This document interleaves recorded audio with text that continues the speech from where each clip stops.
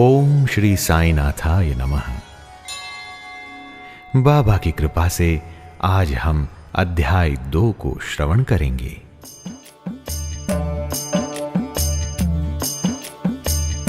श्री साई की जीवनी सुंदर सहज सरल, भक्ति सरिता में जैसे खिल गया ज्ञान कमल।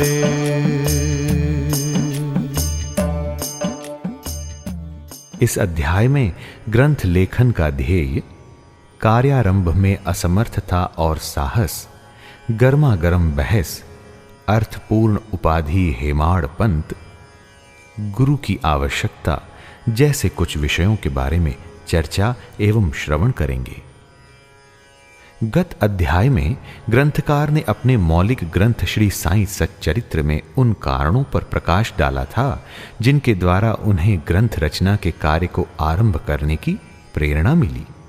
अब वे ग्रंथ पठन के योग्य अधिकारियों तथा अन्य विषयों का इस अध्याय में विवेचन करते हैं। आइए ये देखते हैं कि ग्रंथ लेखन का हेतु क्या था। किस प्रकार विषुचिका अर्थात हैजा के रोग के प्रकोप को आटा पिसवाकर तथा उसको ग्राम के बाहर फेंकवाकर रोका तथा उसका उन्मूलन किया, बाबा की इस लीला का प्रथम अध्याय में वर्णन किया जा चुका है। मैंने और भी लीलाएं सुनी जिनसे मेरे हृदय को अति आनंद हुआ और यही आनंद का स्रोत काव्य रूप में प्रकट हुआ। मैंने ये भी सोचा कि इन महान आश्चर्यजनक लीलाओं का वर्णन बाबा के भक्तों के लिए मनोरंजक एवं शिक्षाप्रद सिद्ध होगा तथा उनके पाप समूल नष्ट हो जाएंगे। इसलिए मैंने बाबा की पवित्र जीवन गाथा और उनके मधुर उपदेशों का लेखन प्रारंभ कर दिया। श्री साईं की जीवनी न तो उलझन पूर्ण है और न संकीर्ण ही, वरन सत्य और आध्यात्मिक मार्ग का वास्तविक दिग्दर्शन कराती है। अब आप देखें कि कार्य आरंभ करने में कैसे असमर्थता हुई और किस तरह से साहस प्राप्त हुआ। श्री हेमाड़ पंत को यह विचार आया कि मैं इस कार्य के लिए उपयुक्त पात्र नहीं हूं। मैं तो अपने परम मित्र की जीवनी से भी भली भांति परिचित नहीं हूं और न ही अपनी प्रकृति से। तब फिर मुझ सरीखा मूढ़ मति भला एक महान संत पुरुष की जीवनी लिखने का दुस्साहस कैसे कर सकता है। अवतारों की प्रवृत्ति के वर्णन में वेद भी अपनी असमर्थता प्रकट करते हैं। किसी संत का चरित्र समझने के लिए स्वयं को पहले संत होना नितांत आवश्यक है। फिर मैं तो उनका गुणगान करने के सर्वथा अयोग्य ही हूं। संत की जीवनी लिखने में एक महान साहस की आवश्यकता है और कहीं ऐसा न हो कि 4 लोगों के समक्ष हास्य का पात्र बनना पड़े। इसलिए श्री साईं बाबा की कृपा प्राप्त करने के लिए मैं ईश्वर से प्रार्थना करने लगा। महाराष्ट्र के संत श्रेष्ठ श्री ज्ञानेश्वर महाराज का कथन है कि संत चरित्र के रचयिता से परमात्मा अति प्रसन्न होता है। तुलसीदास जी ने भी कहा है कि साधु चरित शुभ सरिस कपासु, निरस विशद गुणमय फल जासु, जो सही दुख पर छिद्र दुरावा, वंदनीय जेहि जग जस पावा। भक्तों को भी संतों की सेवा करने की इच्छा बनी रहती है। संतों की कार्य पूर्ण करा लेने की प्रणाली भी विचित्र ही है। यथार्थ प्रेरणा तो संत ही किया करते हैं, भक्त तो निमित्त मात्र या कहिए कि कार्य पूर्ति के लिए एक यंत्र मात्र हैं। उदाहरणार्थ शक संवत 1700 में कवि महीपति को संत चरित्र लेखन की प्रेरणा हुई। ईश्वर ने संतों में अंतः प्रेरणा पैदा की और कार्य पूर्ण हो गया। इसी प्रकार शक संवत 1800 में श्री दास गणों की सेवा स्वीकार हुई। महीपति ने 4 काव्य रचे, भक्त विजय, संत विजय, भक्त लीलामृत और संत लीलामृत, और दासगणों ने केवल 2 भक्त लीलामृत और संत कथामृत, जिसमें आधुनिक संतों के चरित्रों का वर्णन है। भक्त लीलामृत के अध्याय 31, 32 और 33 तथा संत कथामृत के 57वें अध्याय में श्री साईं बाबा की मधुर जीवनी तथा अमूल्य उपदेशों का वर्णन सुंदर एवं रोचक ढंग से किया गया है। इनका उद्धरण श्री साईं लीला पत्रिका के अंक 11, 12 और 17 में दिया गया है। पाठकों से इनके पठन का अनुरोध है। इसी प्रकार श्री साईं बाबा की अद्भुत लीलाओं का वर्णन एक बहुत सुंदर छोटी सी पुस्तिका श्री साईनाथ भजन माला में भी किया गया है। इसकी रचना बांद्रा की श्रीमती सावित्रीबाई रघुनाथ तेंदुलकर ने की है। श्री दासगणु महाराज ने भी श्री साईं बाबा पर कई मधुर कविताओं की रचना की है और एक भक्त अमीदास भवानी मेहता ने भी बाबा की कुछ कथाओं को गुजराती में प्रकाशित किया है। साईं प्रभा नामक पत्रिका में भी कुछ लीलाएं शिरडी के दक्षिणा भिक्षा संस्थान द्वारा प्रकाशित की गई हैं। अब प्रश्न ये उठता है कि जब श्री साईनाथ महाराज के जीवन पर प्रकाश डालने वाला इतना साहित्य उपलब्ध है, फिर और एक ग्रंथ साईं सच्चरित्र रचने की आवश्यकता ही कहां पैदा होती है? इसका उत्तर केवल यही है कि श्री साईं बाबा की जीवनी सागर के सदृश अगाध, विस्तृत और अथाह है। यदि उसमें गहरे गोते लगाए जाएं तो ज्ञान एवं भक्ति रूपी अमूल्य रत्नों की सहज ही प्राप्ति हो सकती है, जिनसे मुमुक्षुओं को बहुत लाभ होगा। श्री साईं बाबा की जीवनी, उनके दृष्टांत एवं उपदेश महान आश्चर्य से परिपूर्ण है। दुख और दुर्भाग्यग्रस्त मानवों को इनसे शांति और सुख प्राप्त होगा तथा लोक व परलोक में श्रेयस की प्राप्ति होगी। यदि श्री साईं बाबा के उपदेशों का, जो कि वैदिक शिक्षा के समान ही मनोरंजक और शिक्षाप्रद हैं, ध्यान पूर्वक श्रवण एवं मनन किया जाए तो भक्तों को अपने मनोवांछित फल की प्राप्ति हो जाएगी, अर्थात ब्रह्म से अभिन्नता, अष्टांग योग की सिद्धि और समाधि आनंद आदि की प्राप्ति सरलता से हो जाएगी। ये सोचकर मैंने चरित्र की कथाओं को संकलित करना प्रारंभ कर दिया। साथ ही ये विचार भी आया कि मेरे लिए सबसे उत्तम साधना भी केवल यही है। जो भोले भाले प्राणी श्री साईं बाबा के दर्शनों से अपने नेत्र सफल करने के सौभाग्य से वंचित रहे हैं, उन्हें ये चरित्र अति आनंददायक प्रतीत होगा। अतः मैंने भी अपना अहंकार उनके श्री चरणों पर न्यौछावर कर दिया। मैंने सोचा कि अब मेरा पथ अति सुगम हो गया है और बाबा मुझे इहलोक और परलोक में सुखी बना देंगे। मैं स्वयं बाबा की आज्ञा प्राप्त करने का साहस नहीं कर सकता था। अतः मैंने श्री माधवराव उपनाम श्यामा से, जो कि बाबा के अंतरंग भक्तों में से थे, इस हेतु प्रार्थना की। उन्होंने इस कार्य के निमित्त श्री साईं बाबा से विनम्र शब्दों में इस प्रकार प्रार्थना की।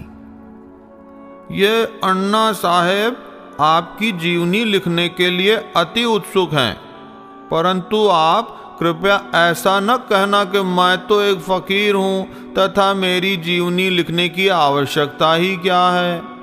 आपकी केवल कृपा और अनुमति से ही ये लिख सकेंगे, अथवा आपके श्री चरणों का पुण्य प्रताप ही इस कार्य को सफल बना देगा। आपकी अनुमति तथा आशीर्वाद के अभाव में कोई भी कार्य यशस्वी नहीं हो सकता बाबा। ये प्रार्थना सुनकर बाबा को दया आ गई। उन्होंने आश्वासन और उदी देकर अपना वरद हस्त मेरे मस्तक पर रखा और कहने लगे, इन्हें जीवनी और दृष्टांतों को एकत्रित कर लिपिबद्ध करने दो।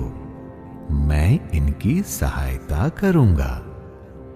मैं स्वयं ही अपनी जीवनी लिखकर भक्तों की इच्छा पूर्ण करूंगा, परंतु इनको अपना अहम त्याग कर मेरी शरण में आना चाहिए।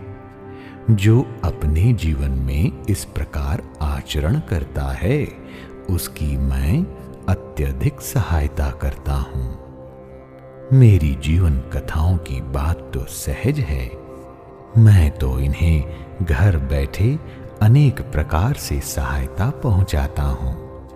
जब इनका अहम पूर्णतः नष्ट हो जाएगा और खोजने पर लेश मात्र भी न मिलेगा, तब मैं इनके अंतःकरण में प्रकट होकर स्वयं ही अपनी जीवनी लिखूंगा। मेरे चरित्र और उपदेशों के श्रवण मात्र से ही भक्तों के हृदय में श्रद्धा जागृत होकर सरलता पूर्वक आत्मानुभूति एवं परमानंद की प्राप्ति हो जाएगी। ग्रंथ में अपने मत का प्रतिपादन और दूसरों का खंडन तथा अन्य किसी विषय के पक्ष या विपक्ष में व्यर्थ के वाद विवाद की कुचेष्टा नहीं होनी चाहिए। अर्थपूर्ण उपाधि हेमाड़ पंत। देखते हैं कि ये उपाधि हेमाड़ पंत को कैसे मिली। वाद विवाद शब्द से हमको स्मरण हो आया कि मैंने पाठकों को वचन दिया है कि हेमाड़ पंत उपाधि किस प्रकार प्राप्त हुई इसका वर्णन करूंगा। अब मैं उसका वर्णन करता हूं। श्री काका साहेब दीक्षित व नाना साहेब चांदोरकर मेरे अति घनिष्ठ मित्रों में से थे। उन्होंने मुझसे शिरडी जाकर श्री साईं बाबा के दर्शनों का लाभ उठाने का अनुरोध किया।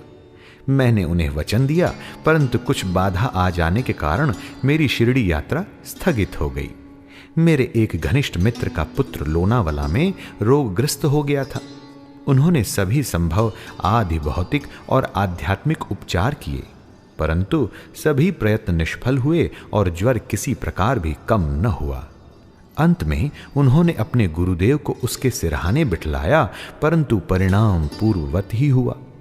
ये घटना देखकर मुझे विचार आया कि जब गुरु एक बालक के प्राणों की भी रक्षा करने में असमर्थ है, तब उनकी उपयोगिता ही क्या है?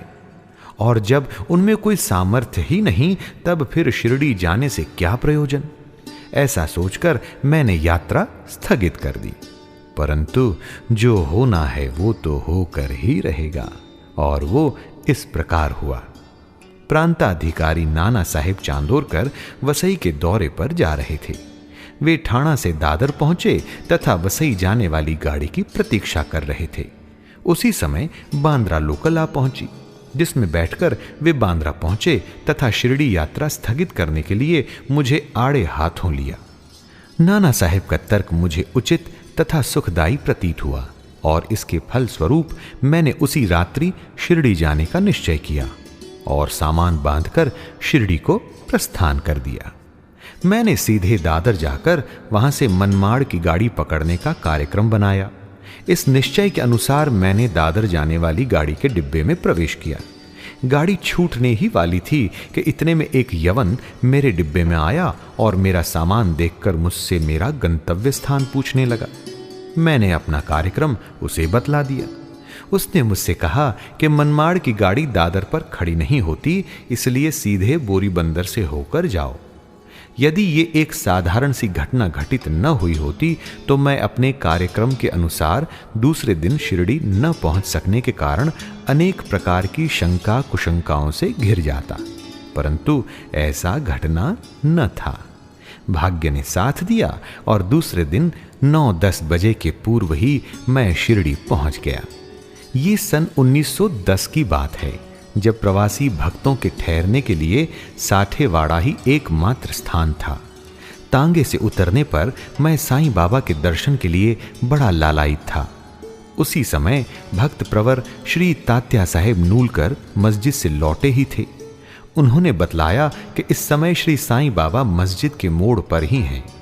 अभी केवल उनका प्रारंभिक दर्शन ही कर लो और फिर स्नानादि से निवृत्त होने के बाद सुविधा से भेंट करने जाना। ये सुनते ही मैं दौड़कर गया और बाबा की चरण वंदना की। मेरी प्रसन्नता का पारावार न रहा। मुझे क्या नहीं मिल गया था। मेरा शरीर उल्लसित सा हो गया। क्षुधा और तृषा की सुधि जाती रही। जिस क्षण से उनके भव विनाशक चरणों का स्पर्श प्राप्त हुआ, मेरे जीवन में एक नूतन आनंद प्रवाह बहने लगा। मैं उनका सदैव के लिए ऋणी हो गया। उनका ये उपकार मैं कभी भूल न सकूंगा। मैं सदा उनका स्मरण कर उन्हें मानसिक प्रणाम किया करता हूँ। जैसा कि मेरे अनुभव में आया कि साईं के दर्शन में ही ये विशेषता है कि विचार परिवर्तन तथा पिछले कर्मों का प्रभाव शीघ्र मंद पड़ने लगता है और शनह शनह अनासक्ति और सांसारिक भोगों से वैराग्य बढ़ता जाता है। केवल गत जन्मों के अनेक शुभ संस्कार एकत्रित होने पर ही ऐसा दर्शन प्राप्त होना सुलभ हो सकता है। पाठकों, मैं आपसे शपथ पूर्वक कहता हूं कि यदि आप श्री साईं बाबा को एक दृष्टि भरकर देख लेंगे तो आपको संपूर्ण विश्व ही साईंमय दिखलाई पड़ेगा। आइए अब एक कथा सुनते हैं गर्मा गर्म बहस की। शिरडी पहुंचने के प्रथम दिन ही बाला साहेब तथा मेरे बीच गुरु की आवश्यकता पर वाद विवाद छिड़ गया। मेरा मत था कि स्वतंत्रता त्याग कर पराधीन क्यों होना तथा जब कर्म करना ही पड़ता है तब गुरु की आवश्यकता ही कहां रही। प्रत्येक को पूर्ण प्रयत्न कर स्वयं को आगे बढ़ाना चाहिए। गुरु शिष्य के लिए करता ही क्या है, वह तो सुख से निद्रा का आनंद लेता है। इस प्रकार मैंने स्वतंत्रता का पक्ष लिया और बाला साहेब ने प्रारब्ध का। उन्होंने कहा कि जो विधि लिखित है वह घटित होकर ही रहेगा। इसमें उच्च कोटि के महापुरुष भी असफल हो गए हैं। कहावत है कि मेरे मन कछु और है, विधाता के कछु और।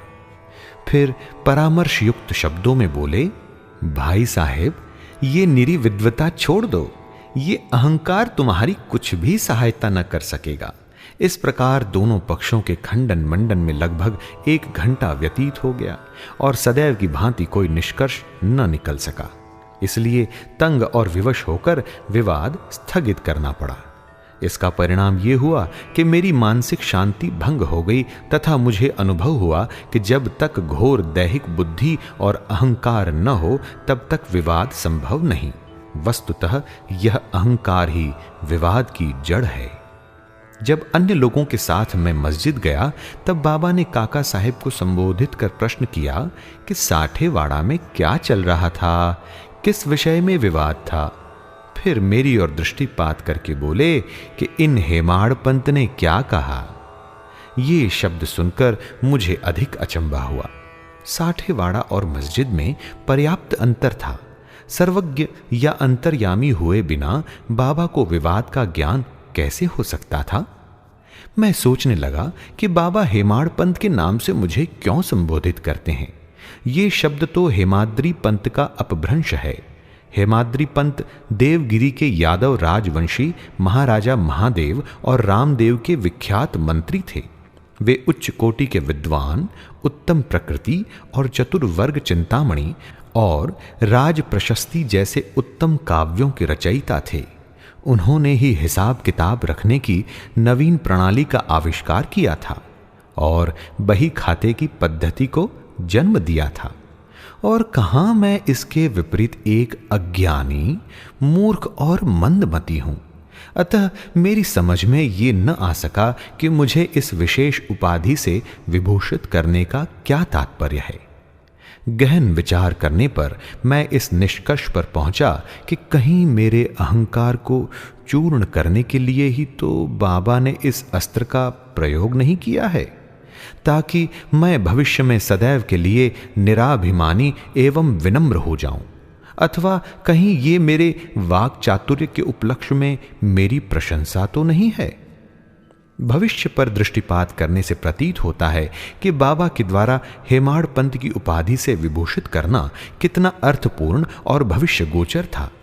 सर्वविदित है कि कालांतर में दाभोलकर ने श्री साईं बाबा संस्थान का प्रबंध कितने सुचारू एवं विद्वत्तापूर्ण ढंग से किया था। हिसाब किताब आदि कितने उत्तम प्रकार से रखे तथा साथ ही साथ महाकाव्य साईं सच्चरित्र की रचना भी की। इस ग्रंथ में महत्वपूर्ण और आध्यात्मिक विषयों जैसे ज्ञान, भक्ति, वैराग्य, शरणागति व आत्मनिवेदन आदि का समावेश है। आइए अब जानें कि गुरु की आवश्यकता क्यों है। इस विषय में बाबा ने क्या उद्गार प्रकट किए, इस पर हेमाडपंत द्वारा लिखित कोई लेख या स्मृति पत्र प्राप्त नहीं है, परंतु काका साहेब दीक्षित ने इस विषय पर उनके लेख प्रकाशित किए हैं। बाबा से भेंट करने के दूसरे दिन हेमाडपंत और काका साहेब ने मस्जिद में जाकर घर लौटने की अनुमति मांगी। बाबा ने स्वीकृति दे दी।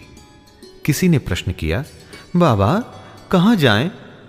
उत्तर मिला, ऊपर जाओ। प्रश्न हुआ, मार्ग कैसा है? बाबा ने कहा, अनेक पंथ हैं, यहां से भी एक मार्ग है, परंतु ये मार्ग दुर्गम है तथा सिंह और भेड़िए भी मिलते हैं। काका साहब ने कहा, यदि पथ प्रदर्शक भी साथ हो तो? बाबा ने कहा, तब कोई कष्ट न होगा। पथ प्रदर्शक तुम्हारी सिंह, भेड़िए और खंदकों से रक्षा कर तुम्हें सीधे निर्दिष्ट स्थान पर पहुंचा देगा, परंतु उसके अभाव में जंगल में मार्ग भूलने या गड्ढे में गिर जाने की संभावना है। दाभोलकर भी उपयुक्त प्रसंग के अवसर पर वहां उपस्थित थे। उन्होंने सोचा कि जो कुछ बाबा कह रहे हैं वो गुरु की आवश्यकता क्यों है, इस प्रश्न का उत्तर है। उन्होंने सदा के लिए मन में ये गांठ बांध ली कि अब कभी इस विषय पर वाद विवाद नहीं करेंगे कि स्वतंत्र या परतंत्र व्यक्ति आध्यात्मिक विषयों के लिए कैसा सिद्ध होगा। प्रत्युत इसके विपरीत यथार्थ में परमार्थ लाभ केवल गुरु के उपदेश पालन में ही निहित है। इन उपदेशों का वर्णन मूल काव्य ग्रंथ के इसी अध्याय में किया गया है, जिसमें लिखा है कि राम और कृष्ण महान अवतारी होते हुए भी आत्मानुभूति के लिए राम को अपने गुरु वशिष्ठ और कृष्ण को अपने गुरु संदीपनी की शरण में जाना पड़ा था। इस मार्ग में उन्नति प्राप्त करने के लिए केवल श्रद्धा और धैर्य, ये ही दो गुण सहायक हैं।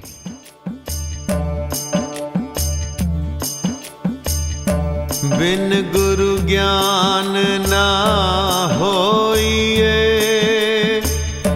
कहते सारे संत। साईं शरण में जो गया, उसका ज्ञान अनंत।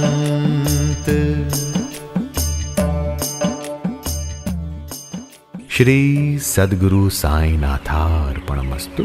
शुभम भवतु। अध्याय 2 संपूर्णम। साई नारायण नारायण, हरि हरि।